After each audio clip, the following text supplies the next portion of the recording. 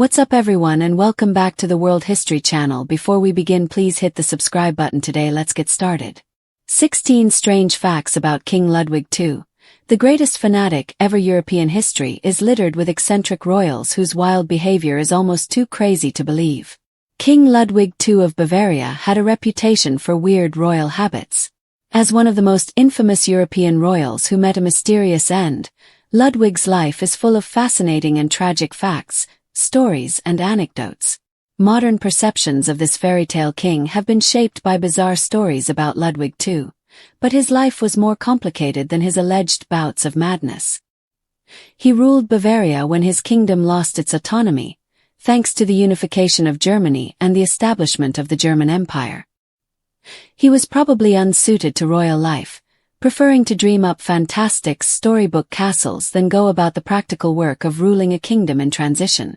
Part of the mystique and tragedy surrounding Ludwig stems from his appearing as a king out of time in some ways. He was backward-looking, falling hard for the mythical operas of Richard Wagner, and conjuring up medieval castles to which he could retreat from the demands of modern life. His untimely, violent death in 1886 anticipated the end of the 19th century, when a world came crashing down a few decades later during World War I.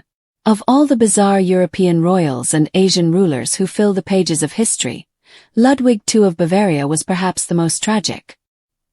He didn't get on with his parents, calling his mom his predecessor's consort. Ludwig was a deeply imaginative, dreamy child, and neither of his parents were sensitive to his personality.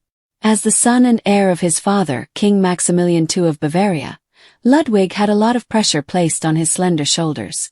According to all accounts, Maximilian was particularly hard on the crown prince. Maximilian wanted his son to be a disciplined leader in the future, so he made sure his son got a strict upbringing. So strict in fact that at one point all of Ludwig's toys were taken away. Ludwig's relationship with his mother was not much better. As an adult, he referred to her as my predecessor's consort. No one knows how he died, but his body was found floating in a lake.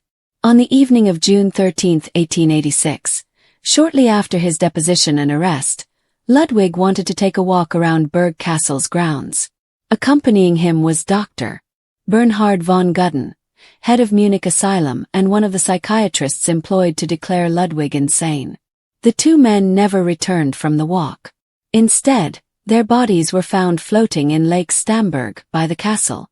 Though Ludwig's death was officially ruled a suicide, many question this. It's possible Ludwig killed himself and Gudden drowned while saving him, though it's equally plausible they died in a scuffle as Gudden attempted to assassinate Ludwig. Another theory alleges Ludwig was assassinated by government agents, who killed Gudden because he was a witness. Whatever happened the night of June 13, 1886, one thing is perfectly clear. We will probably never know. He admired Marie Antoinette and had imaginary conversations with French royals.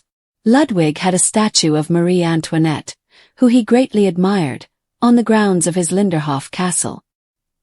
He had a habit of stroking its cheek whenever he passed by, and would speak to it. He also had a dining table where he could eat alone, but he insisted that at least 4 people sit there so he could talk to long-dead French royals like Louis XV, Marie Antoinette, and Madame de Pompadour. He once said in French, "Really, there are times when I wouldn't swear you are not mad," which was overheard. It's possible that he was in love with Richard Wagner, a composer. One of the most important patronage relationships of the 19th century was undoubtedly that of Ludwig II and German composer Richard Wagner. From adolescence, Ludwig was obsessed with Wagner's epic music. The composer looked deep into German folklore and legends to give Germany a national mythology. His operas were of knights, dragons, damsels in distress, star-crossed lovers, and the inescapable webs of fate. Ludwig ate it all up. Once Ludwig became king, he was a passionate defender of the arts, and gave generously to his musical idol, paying for Wagner's home in Switzerland and financing an opera house at Bayreuth for his operas. He even considered abdicating the throne to follow around his idol like a lapdog, or as one might follow fish on tour. Wagner persuaded him to stay on the throne. Ludwig and Wagner exchanged letters when they were not in one another's company. Though Wagner was in love with his wife, and perhaps more interested in Ludwig for the young royal's funds than his ideas about opera, Ludwig was nonetheless smitten. Their letters are honest, desperate, and some scholars even suspect Ludwig was in love with the composer, who was 32 years his senior. He developed a fascination with reincarnation and considered himself a Louis. Ludwig developed a fascination with reincarnation toward the end of his reign, a concept that arrived in Europe from the East, complements of Hinduism, Buddhism, and similar belief systems.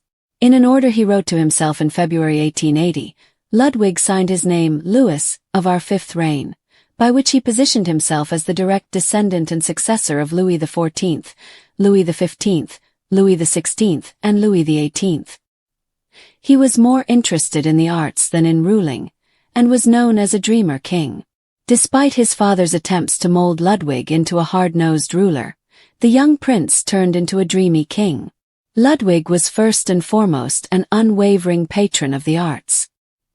He sponsored both theatrical performances and the building of magnificent castles across Bavaria. But all of this came with a price. He depleted most of his funds on his creative endeavors, while merely furthering existing government policies. At the same time, Ludwig was a quiet, shy introvert who disliked the realities of royal life and avoided public functions and social events as much as possible. Consequently, Ludwig spent less and less time ruling, and devoted himself increasingly to artistic pursuits. He loved his castles so much he threatened suicide if any creditor tried to possess them. Of Ludwig's castles, perhaps none is more breathtaking than Neuschwanstein. This gray and white swan castle sits perched atop an alpine mountaintop. Its walls and decor depict scenes from German mythology and Wagnerian operas. It's a fantasy land of grottos, spires, chambers, and drawbridges, and was the materialization of Ludwig's passions and interests. Financially, Ludwig's enthusiasm for the castle was comparable. Construction costs rose and doubled as he added on to the structure. Ludwig was in debt and had exhausted his own resources by 1885. He even asked his government for money, but was flatly refused. So Ludwig was in a position where he continued building his castle, even though he no longer had a feasible way to finance the project. He was so obsessed with his castles he threatened to kill himself if a creditor attempted to seize Neuschwanstein or any other royal residence.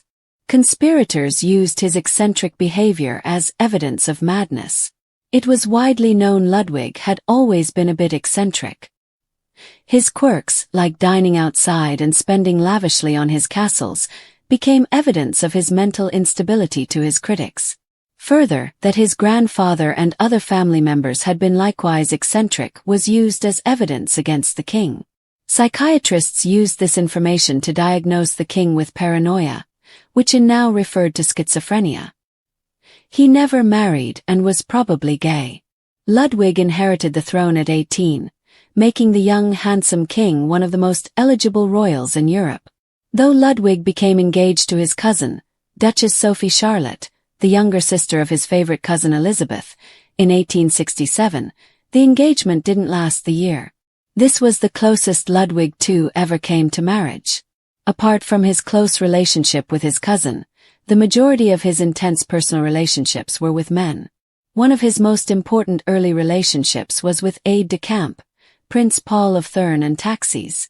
Though their relationship was probably not sexual, rumors nonetheless circulated around court that Paul and Ludwig were closer than friends ought to be.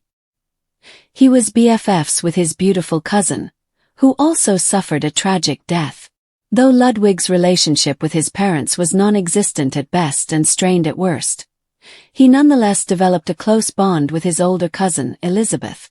Born into a Bavarian royal family, Elizabeth shared her cousin's love of nature, poetry, and beauty, and they even gave each other nicknames.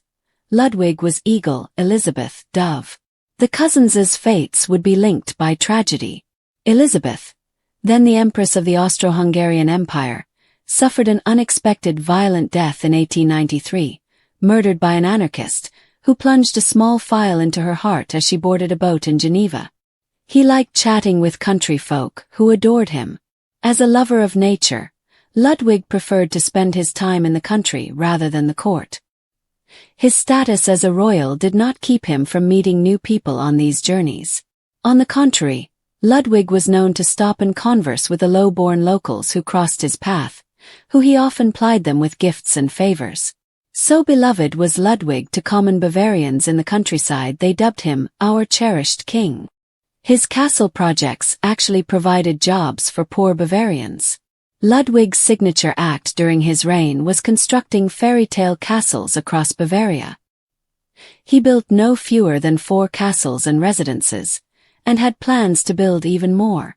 The first castle to see completion was Schloss Linderhof, finished in 1878. When construction on Linderhof ended, he turned his attentions to Herrenchiemsee, am See, which was meant to be a smaller version of Versailles. Though these huge construction projects drained Ludwig's personal finances, they were nonetheless investment in Bavaria.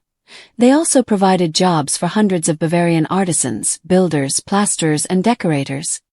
He apologized for giving up Bavaria's independence. Though Ludwig cared less for politics than he did for the arts, he was continually haunted by one decision. He ruled Bavaria at a time when the various principalities and states in Germany were unifying as a single entity, Germany. In 1870, Bavaria lost independence by joining the North German Confederation, recognized King Wilhelm I as the emperor of a new German empire.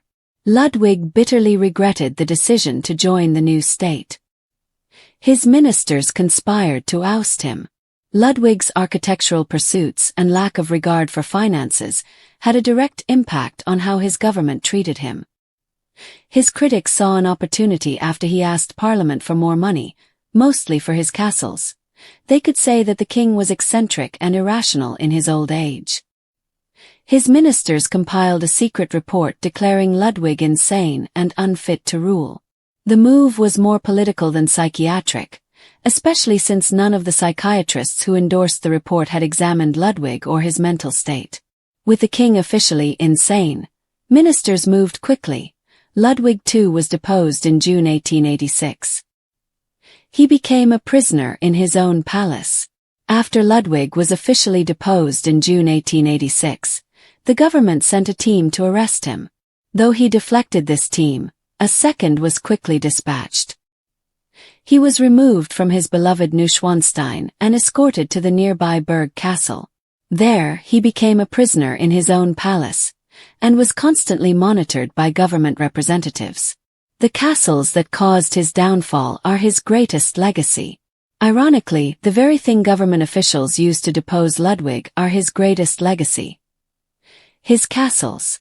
Neuschwanstein has become one of the most well-known castles in the world, and has even served as inspiration for Disney films, and the Disney logo. All of Ludwig's castles continue to generate top dollars for German tourism.